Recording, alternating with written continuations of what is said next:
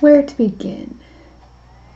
Kikuhiko is showing himself to be an incredibly complicated character, really.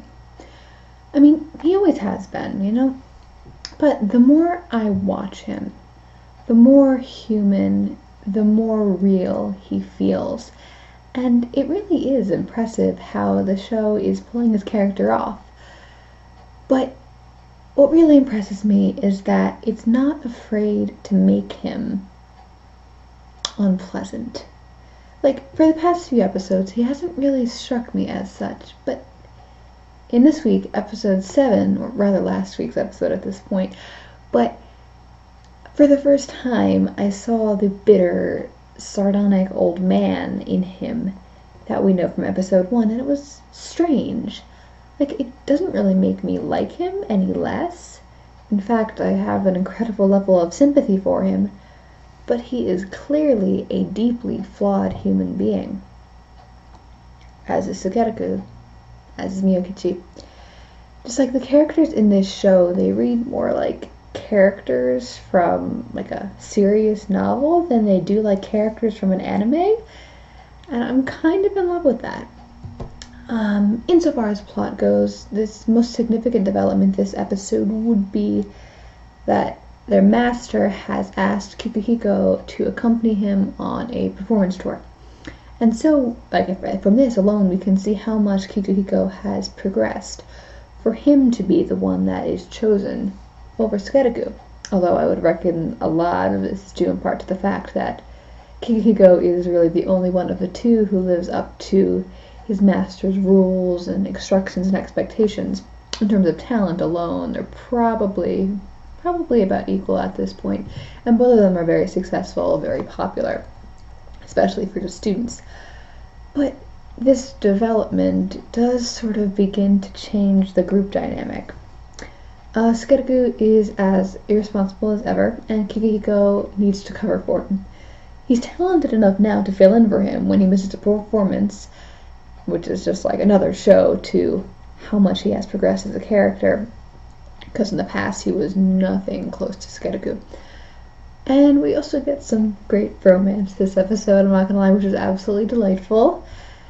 And we see how much his behavior really grates on Kikuhiko, especially now that he will be going away, leaving him alone. But so yeah, like on one hand, he's just bitter, he has to watch out for this guy. Always keeping tabs on him no matter what he says, stop drinking, stop searching for women. But really, the thought of his friend needing to try and scrape by on his own really worries him, and rightfully so. So he's pretty harsh on him this week, to the point of being a little bit unpleasant. But we still see those moments of affection, the little smiles, letting him sleep on his lap. So, I don't know, I guess you could say that both their affection for each other and eternal argumentativeness both grew in this episode. The real issue here would be Miyokichi. She continues to pine for Kikuhiko, but who now that he's found more love and success in Rakugo, is colder toward her than he ever was before. Like, she begs him to come and visit her, but he can't. He needs to focus on his Rakugo. And he needs to go on the tour as well, which I don't think he tells her about. She probably should do, long story short, she doesn't have much of a place in all of this to him, it doesn't seem. And then to add insult to injury, he continues to find time for Sukeruku to show him the affection that she wants from him. Like, she walks in on Sukeruku sleeping in Kikuhiko's lap, and immediately throws him off and takes his place. Like, how can you steal him from me? Now, there's really no romance here between the two guys that I personally see, but she sees how incredibly close they are.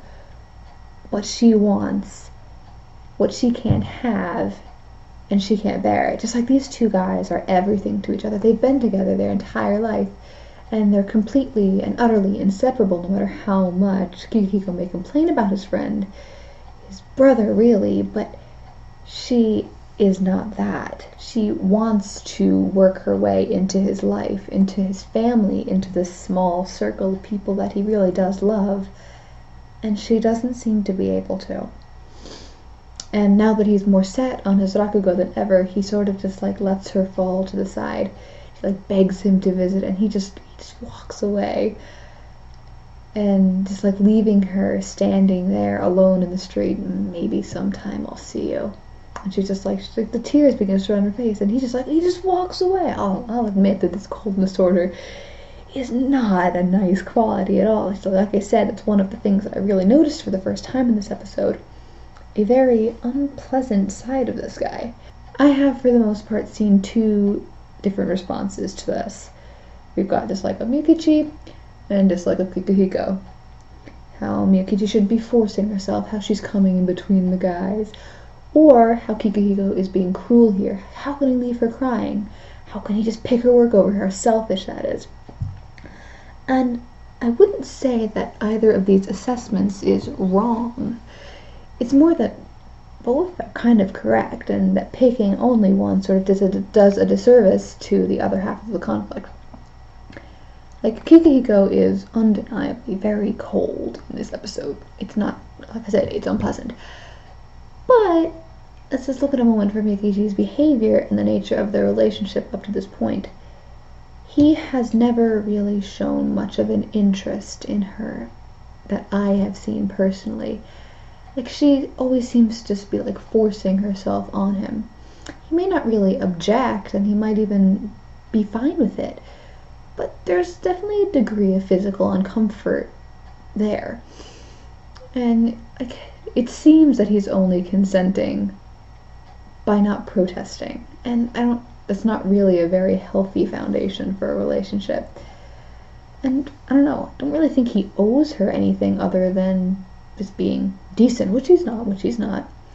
But he really certainly doesn't owe her the amount of time and love that he devotes to his best friend and to Rakugo, given how new she is to his life and how sort of uncomfortable she seems, or at least her affections seem to make him.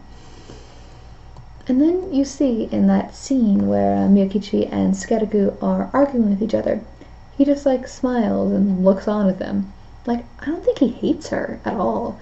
Like, he's probably willing to have her in his life, and maybe even take some degree of happiness in just like seeing his two friends interact with each other. But number one, she's kind of an obstacle to his Rakugo, just like as a matter of time. He does have many things to attend to, and her presence does seem to make him a little bit uncomfortable, especially because of what her presence means to him right now. A situation where he is expected to return her romantic advances, where she may at any moment pressure him into doing something that makes him sort of uncomfortable, and like he doesn't know how to deal with this. And so he just pushes her to the side, he spurns her. He can't bring himself to reject her outright, which would of course be the better option, just to cut it off entirely before the situation gets worse. But I don't know, his fear in that regard is understandable. Certainly to anybody who has ever been on the receiving end of just like an unrequited love sort of thing. It's not a pleasant position at all. And so unless Kikuhiko, stop being such a jerk. But then you realize it really does take a lot of guts just to cut it off the healthier way. And so I can't really hate him for it, even though I know that it is pretty selfish and cowardly and cold to deal with it as he is. But at the end of the day, it's really just an upsetting situation. Like, we need to remember that Miyokichi was brought here literally just to give Kikuhiko a relationship. Her master's just like, go after him, go after my student. And she was unfortunate enough to actually fall completely over heels in love with this guy. This guy who won't and possibly can't even love her the way she wants. I would of course say that the best option for her at this point would probably be just to let him go and to find some other form of happiness in life. But of course that's a lot easier said than done, because she really does love this guy. You can see it in her eyes when she looks at him. And then you can see in Kikuhiko's eyes how bad he feels about turning her away. He looks incredibly sad, honestly, and he probably wishes that it could work, because he doesn't want to hurt her. But the fact that it's not going to work out for them, at least he doesn't think so, remains. And it's just like the situation is rapidly becoming more and more and more of a mess. And it's like immediately after, Kikuhiko finds happiness and fulfillment in Rakugo. Just like, and things are just gonna keep heading for the worse, probably. And so I really do wonder how upsetting it is going to be for me when Sukeruku finally dies. Because I really like all three of these guys, and I don't want to see their lives shatter and break apart and everything be ruined like I know it will. Rakugo, please be kind to me. Don't do this. Don't do this. But regardless, thank you all for watching. I'll see you soon.